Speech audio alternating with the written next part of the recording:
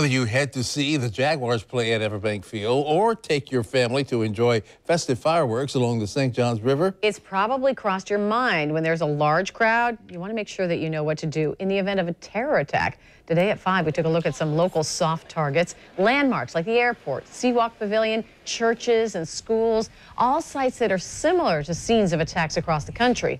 Well, Joy's here now with a look at some other local spots for potential terror activity. So many of you and people around the world watched intently as the news broke in early June this summer. You remember a white van zigzagging across London Bridge, ramming into pedestrians before those inside the van jumped out and started stabbing people nearby. Well, we asked terrorism expert Leticia Monteagudo, does she think something like that could happen here? It becomes a soft target, and it's a tourist attraction. It's a bridge. It's one of the most well-known bridges around the First Coast, the Bridge of Lions in St. Augustine. Popular with pedestrians, terrorism expert Leticia Monteagudo says to look up and see monitored cameras covering the bridge would be a great deterrent.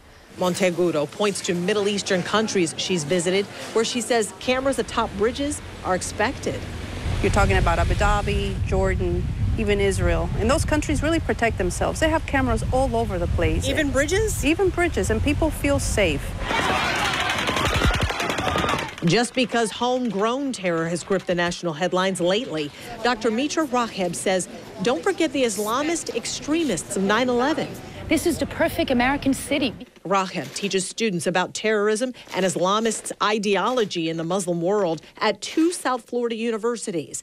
She says terrorists wouldn't need to target the relatively few who cross the Bridge of Lions to accomplish their mission when there's easier access to hundreds of walking targets nearby. So seeing a place like this, downtown St. Augustine, is an area that a terrorist would not like. Of course not. Look, it's beautiful. It celebrates life. It represents different cultures, different faiths, different tradition, and they don't believe in that. Be it in relaxing downtown St. Augustine or the security-tight Everbank Field on game day.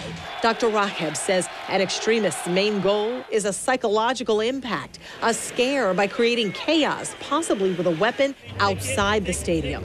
Here at the bank, the easier target would be tailgaters. Thousands of people running at the same time, and think about how many hundreds of people could be killed or even, injured simply through this stampede. Because the next time you want to go with your family, you're going to say, wait, am I going to go? Am I going to risk my family?